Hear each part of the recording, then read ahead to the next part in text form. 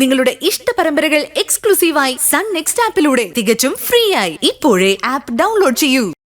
അതെ സാറേ, ഞാൻ പറഞ്ഞത് രണ്ടുപേർക്കും മനസ്സിലായി കാണുമല്ലോ. മനസ്സിലായി സാറേ. അപ്പോ എന്തിനാണ് ഞാൻ വന്നതെന്ന് മോഹിച്ചു കാണും. അതും മനസ്സിലായി സാർ. അത് നന്നായി. ഇനി ഞാൻ ഈ വയ്യാത്ത കാലം കൊണ്ട് ഊന്നുവടിയും കുത്തി അണച്ചും കിതച്ചും വീട് വരെ നടക്കേണ്ടല്ലോ. ജീവിതത്തിൽ എൻ്റെ മോള് ഇത്രയേറെ തകർന്ന് ഞാൻ കണ്ടിട്ടില്ല. ആരുമില്ലെങ്കിലും എന്തിന് ദൈവമില്ലെങ്കിൽ പോലും ഒറ്റയ്ക്ക് ജീവിക്കുമെന്നുള്ള വിശ്വാസമായിരുന്നു എൻ്റെ മോളുടെ അഹങ്കാരം.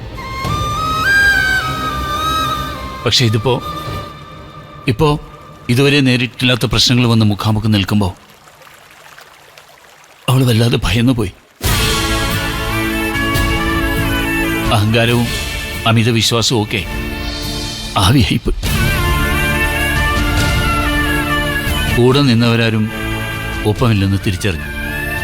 വാത്സല്യത്തിന്റെ അതിമധുരം പുരട്ടിയ വാക്കുകളുമായി ഒപ്പം നിന്നവർ വിഷം തുപ്പി തുടങ്ങി. യഥാർത്ഥ സ്നേഹം എന്താണെന്ന് എൻ്റെ മോളിപ്പ് തിരിച്ചറിയുന്നുണ്ട്. അതുകൊണ്ടാണ് അവള് നിരഞ്ജൻ്റെ അമ്മ അവളുടെ കൂടെ വന്ന് നിൽക്കണമെന്നുള്ള ആഗ്രഹം നേരിട്ട് വന്ന് പറഞ്ഞത്. അമ്മയില്ലാത്ത കുട്ടിയല്ലേ. ഒരമ്മയുടെ സ്നേഹവും ചേർത്ത് പിടിക്കലും അവൾക്ക് വേണ്ട സമയമാണിത്.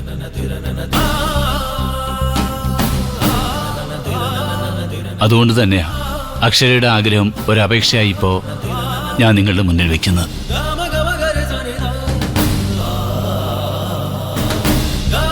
നിരഞ്ജന്റെ അമ്മ അക്ഷരമോളുടെ ഒപ്പം വന്ന് നിൽക്കണം.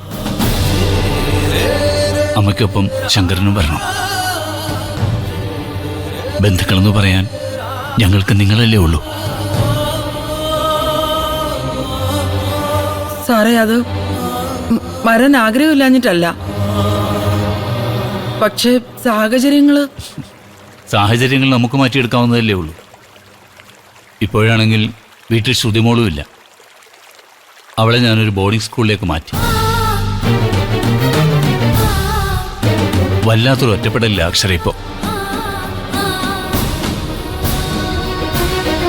അതുകൊണ്ട് അവളെ നിരാശപ്പെടുത്തില്ല എന്ന് ഞാൻ വിശ്വസിച്ചോട്ടെ. ഈ നിമിഷം എൻ്റെ കൂടെ വരാനല്ല ഞാൻ പറയുന്നത്. പക്ഷേ അധികം താമസിക്കാതെ വരണം. അല്ലെങ്കിൽ നമുക്ക് തിരിച്ചു പിടിക്കാൻ പറ്റാത്ത ഒരാഴത്തിലേക്ക് എൻ്റെ മോള് പോവും.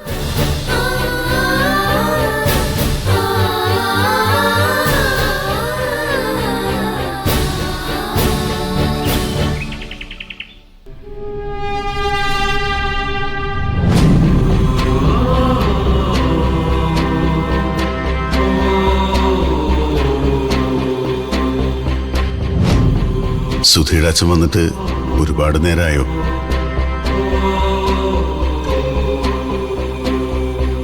ഡോക്ടറെ, എങ്ങനെ വന്നു? പുറത്ത് മഴയോ അതോ വെയിലോ? അല്ല, ഈ മതിൽക്കെട്ടിനകത്ത് കയറിയ പിന്നെ ആകെ അറിയാൻ പറ്റുന്നത് സൂര്യൻ ഉദിച്ചോ ഇല്ലയോ എന്ന് മാത്രമാണ്. ഞങ്ങള് ബസ്സിനെ വന്നേ. ഞങ്ങള് ദേവികമോളും വന്നിട്ടുണ്ട്. പുറത്തു നിൽക്കുക, അടുത്ത ഊഴത്തിനായി.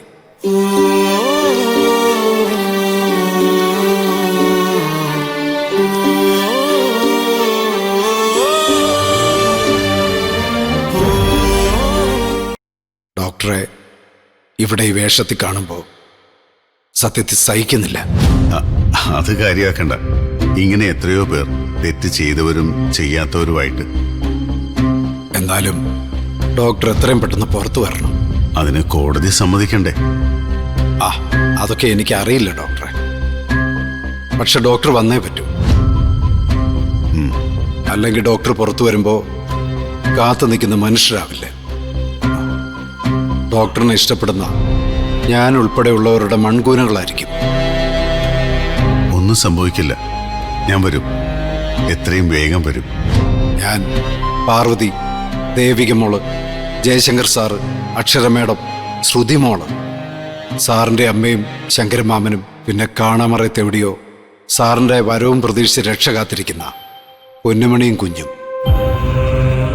ചതിയുടെ ചതിപ്പിൽ കഴുത്തറ്റ അകപ്പെട്ട് കിടക്കുന്നവരുടെ എണ്ണം വളരെ വലുതാണ് ഡോക്ടറെ. അവരുടെ ജീവനും ജീവിതവും അണിവിരൽ തുമ്പുകൊണ്ടെങ്കിലും തടഞ്ഞു നിർത്താൻ ഡോക്ടർ മാത്രമേ ഉള്ളൂ. ആ, നമ്മുടെ ശരത്ത് എങ്ങനെ നിൽക്കുന്നു? ഓരോ ദിവസവും അവന്റെ വിഷപ്പലിന് മൂർച്ച കൂടിക്കൊണ്ടിരിക്കുക. പണ്ടൊക്കെ അവനെ എന്നോട് നേർക്ക് നേർ തർക്കോത്തരം പറയാൻ അവന് ഭയവും പരിങ്ങലും ഉണ്ടായിരുന്നു. ഇപ്പൊ അത് മാറി. സ്വന്തം മകൾ കൂടി കർമ്മം ചെയ്യേണ്ടി വരിക എന്നുള്ളത് എൻ്റെ ജീവിതത്തിലെ വിധിയായിരിക്കാം. കൈ നനച്ച് എള്ളം പൂവും ചന്ദനവും എടുക്കടാ മനോഹര എന്ന് ദൈവം പറഞ്ഞാൽ അനുസരിക്കാതിരിക്കാൻ പറ്റുമോ ഡോക്ടറെ? പാർവതിയും ദേവികമോളെ ഓർത്ത് മാത്രമാ സങ്കടം. ഒരു രാത്രി ഉറക്കത്തിൽ എൻ്റെ ശ്വാസം നിലച്ചു പോയ അനാഥരാകാൻ പോകുന്നത് അവരാ. ഏയ്, ഒന്നും സംഭവിക്കില്ല. രാവിലത്തേക്ക് ടൈം പീസിൽ അലാറം സെറ്റ് ചെയ്ത് ഉറങ്ങാൻ കിടക്കുമ്പോൾ ഉറപ്പുണ്ടോ ഡോക്ടറെ? ആളെ വെളുപ്പിനെ അതിൻ്റെ ശബ്ദം കേൾക്കുന്ന രാത്രി ഒന്നെങ്കിൽ ടൈം പീസ് കേടാക്കാം, അല്ലെങ്കിൽ നെഞ്ചിനുള്ളിലെ കടികാരം നിലയ്ക്കാം. ചുറ്റും പ്രളയം വന്ന് മൂടുമ്പോഴും നമുക്ക് മാത്രം ഒന്നും സംഭവിക്കില്ല എന്നുള്ള വിശ്വാസവും ആശ്വാസവും അല്ലേ സാറേ നമ്മളെ മുമ്പോട്ട് കൊണ്ടുപോകുന്നത്? മനോഹരനും അങ്ങനെ വിശ്വസിക്കുന്നവനാ. പക്ഷെ ഇപ്പൊ മനസ്സിലായി, നമുക്ക് വേണ്ടിയുള്ള അടുത്ത നിമിഷങ്ങൾ പോലും കാതങ്ങൾക്കപ്പുറത്ത് നിന്ന് കാലങ്ങൾക്ക് മുമ്പ് ആരോ എഴുതിയിട്ടതാണെന്ന്. ആ, എല്ലാം ശരിയാവും. എല്ലാത്തിനും ഒരു അവസാനം വേണ്ടേ? ഡോക്ടർ പുറത്തു വന്നാൽ തന്നെ ഞങ്ങൾക്കെല്ലാം ഒരു പുതിയ ശക്തിയും ധൈര്യവും ഉണ്ടാവും. തലയണയ്ക്കടിയിൽ വാക്കത്തി വെച്ച് ഉറങ്ങുന്നവന്റെ ധൈര്യം. ആ ഡോക്ടറെ, എന്താ? ആ സിദ്ധാർത്ഥൻ കഴിഞ്ഞ ദിവസം വിളിച്ചായിരുന്നു. സിദ്ധാർത്ഥന്റെ അച്ഛന് എന്നോടെന്തോ സംസാരിക്കാനുണ്ടെന്ന്. ദേവികയുടെ സിദ്ധുവിൻ്റെയും കാര്യം അല്ലാതെന്ത്? സംസാരിക്കല്ലേ? സംസാരിക്കാതെ പിന്നെ ഒന്നുമില്ലെങ്കിലും ജയിലിൽ നിന്ന് പുറത്തിറങ്ങുമ്പോൾ എനിക്കൊരു മംഗളകർമ്മത്തിൽ പങ്കെടുക്കാമല്ലോ. ദേവികമോളോട് ഞാൻ ഇക്കാര്യം പറഞ്ഞിട്ടില്ല. പാർവതിക്ക് മാത്രമേ ഇക്കാര്യം അറിയത്തുള്ളൂ. തൽക്കാലം പറയണ്ട. ആദ്യം സിദ്ധുവിൻ്റെ അച്ഛൻ എന്താ പറയാനുള്ളതെന്ന് കേൾക്കാം. എന്നിട്ട് ബാക്കി നമുക്ക് ആലോചിക്കാം. പ്രശ്നങ്ങൾ വരും പോവും. ഒരു പ്രശ്നങ്ങളും ഇല്ലാത്ത ജീവിതം ഒന്നും എഴുതാത്ത നോട്ട്ബുക്ക് പോലെയാ. പ്രളയം കണ്ട് പകച്ചു നിന്നാൽ പുഴ മുറിച്ച് കിടക്കാനാവോ? ഇല്ലല്ലോ. ശത്രുക്കളുടെ പണി ചെയ്യട്ടെ. നമുക്ക് നമ്മുടെ യാത്ര തുടർന്നല്ലേ പറ്റൂ. ആ ഞാൻ ദേവികമോളെ ഇങ്ങോട്ട് പറഞ്ഞുവിടാം. ഒരുപാട് സമയമെടുത്ത് സാറുമാർക്ക് ബുദ്ധിമുട്ടുണ്ടാക്കണ്ട. ശരി.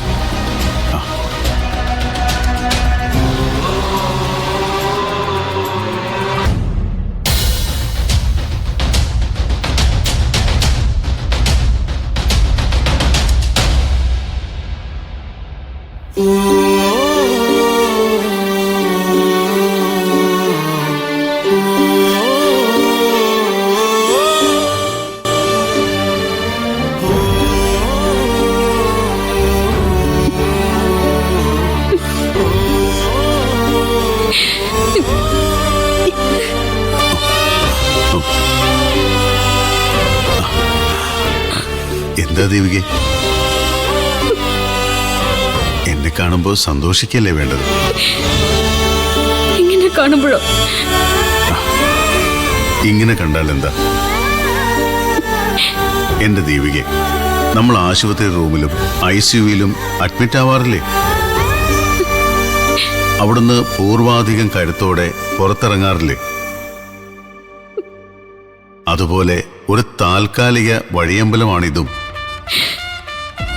Part of game, part of life. കണ്ണു തുടക്കി.